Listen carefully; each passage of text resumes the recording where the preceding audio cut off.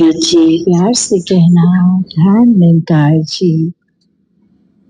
आज जो सुकून का संदेश संतों द्वारा इस सत्संग में सभी ने सुना, हर कोई अपने जीवन के एक्सपीरियंसेस से वही बात रख रहा जो युगों युगों से ये भक्तों ने समझाया कि ये परमात्मा, ये एक सच चाहे किसी भी नाम से बुलाएं, और ये ही हमेशा रहा है भी और रहेगा भी।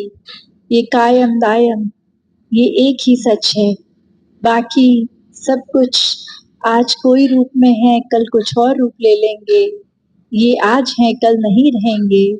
सिर्फ एक यही सच हमेशा रहने वाला, ये एक स्थिर है जिसने अपनी जगह से नहीं हिलना कभी भी। और जितना नाता इस मन का इस परमात्मा को पहले जानकर फिर जीवन में लाकर इसके साथ रखेंगे, ये कनेक्शन, ये नाता इस परमात्मा के साथ इस आत्मा का बनेगा, तो वही आत्मा जिस जीवन में शरीर में जी रही है, वो जीवन हर पल सुकून में हो सकता है। और कैसे फिर ये भाव मन में जो उथल पुथल आती हैं, वो टेम्पररी चीजों का कोई परमानेंट असर नहीं होता। एक मन आनंद की अवस्था में होता है, सुकून की अवस्था में होता है। ये ब्लिस को एहसास करते हुए जीवन जीता है इंसान।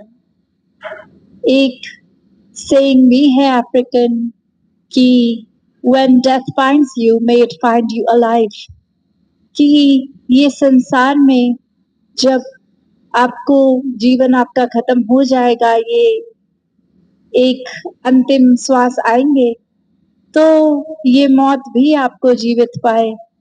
कि कैसे हर पल में जीना, लिविंग इन एवरी मोमेंट वाली बात, कि हर पल में जो जीते हैं इस एहसास में रह के, तो वाकई ही वो पूरन हर पल को जी रहे हैं। फिर उनको ना बीते हुए समय की एक यादों में डूबना या फिर आने वाले समय में उस एंटिसिपेशन में जीना, पर इस समय में क्या हो रहा है उसको पूरी तरह जीना। तो वो एक जीवित वाकई ही जीवित है जो परमात्मा से जुड़ा है, इस पल का पूरी तरह से उस पल में जीते हुए आनंद ले रहा है, भक्ति कर रहा है।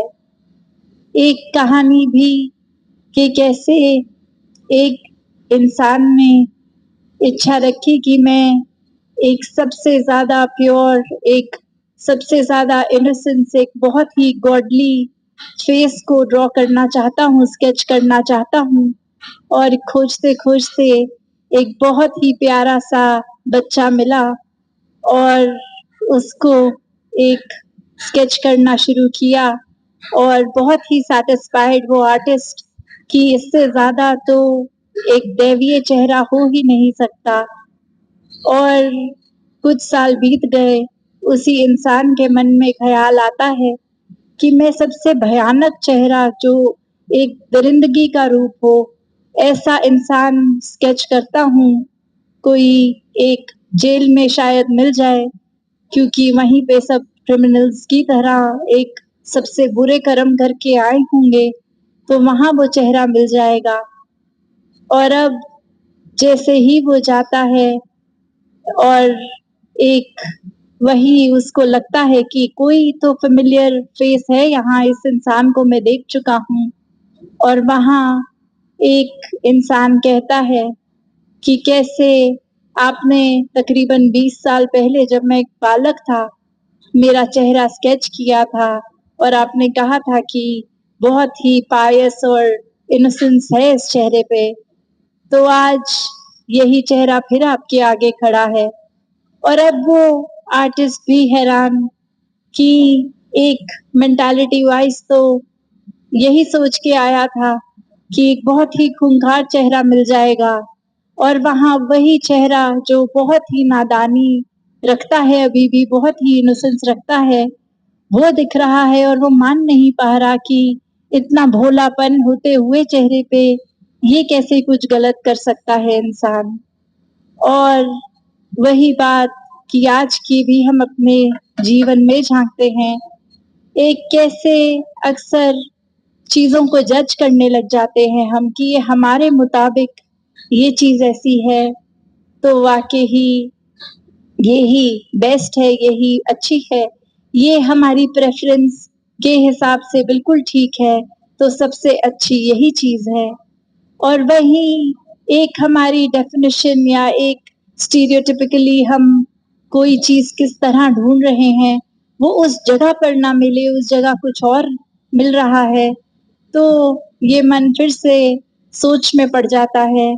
ये ऐसे ख़्याल आते हैं कि मैंने तो सोचा था यहाँ इस तरह का ये होगा, जैसे इस कहानी में वो भयानक चेहरा उस जगह पे ढूँढ रहा, पर वहाँ एक वो इंसान मिला जिसका चेहरा तो बेशक एक इनोसेंस भरा था, पर उसके कर्म वैसे नहीं थे। तो कैसे एक इंसान अक्सर हर चीज़ को बहुत जल्दी जज करने बैठ जाता है, एक नफ़रतों के कारण भी खुद ही बना लेता है कि कैसे हम एक इस वजह से किसी से नफ़रत कर लें, इस वजह से किसी को बेहतर मान लें, एक ये बायस्ड नेचर बनाकर उस तरह जीवन जीता है कि ऐसे तरह के लोगों में उठे बैठेंगे और ऐसों से तो हम बात ही नहीं करेंगे।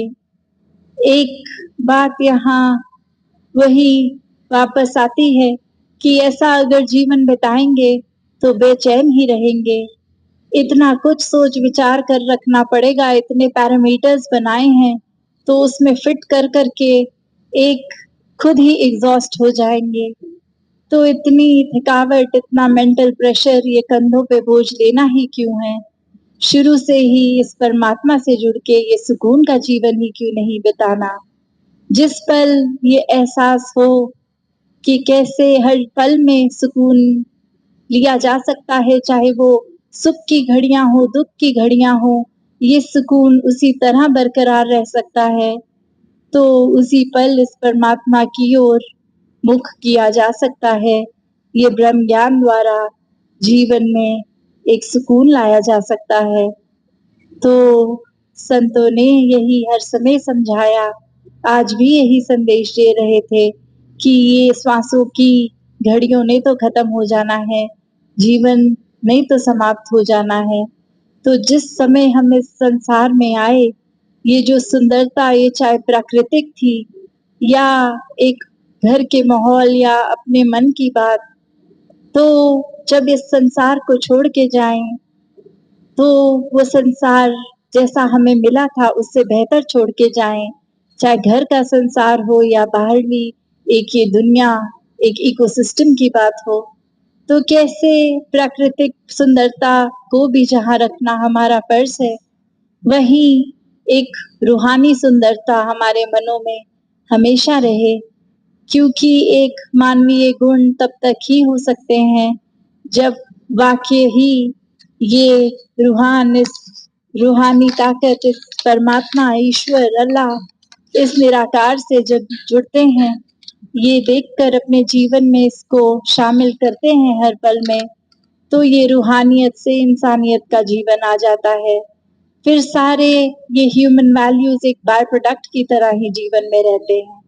फिर छोटी-छोटी चीज़ें अगर हम जीवन को जीते हुए गलत भी करते हैं, तो वो मन में भाव आ ही जाता है कि ये कुछ यहाँ हमें सेल्फ रिफ्लेक्ट करना है।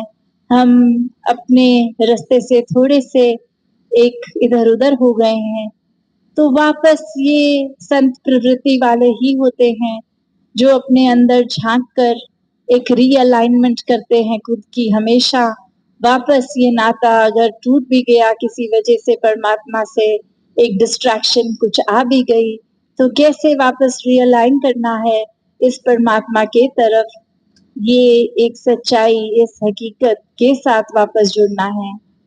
तो एक संतों का जीवन जीना तो वही बात है कि हर समय के लिए संत प्रवृत्ति बनना पड़ेगा। कुछ घंटों या कुछ लोगों के आगे दिखावा मात्र, एक good behaviour, best of your pretension self वाला बात तो नहीं, पर अगर हम बंद कमरे में अकेले भी उस नियत के हैं, उस प्रवृत्ति के हैं, तो लाखों लोगों से चाहे इंटरैक्ट करेंगे, तो भी वो हमारा एक बेसिक ट्रू नेचर वैसा ही रहेगा। और एक ट्रू नेचर एक इंसान का क्या ही होता है, वो ये परमात्मा ही होता है कि जिन्होंने एक अपने आप को आधारित कर लिया परमात्मा ने, तो वो संत प्रवृत्ति ही हो गए।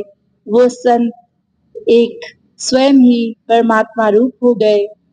ये बात जो अक्सर हम पढ़ते भी है कि ब्रह्म ज्ञानी आप निराकार।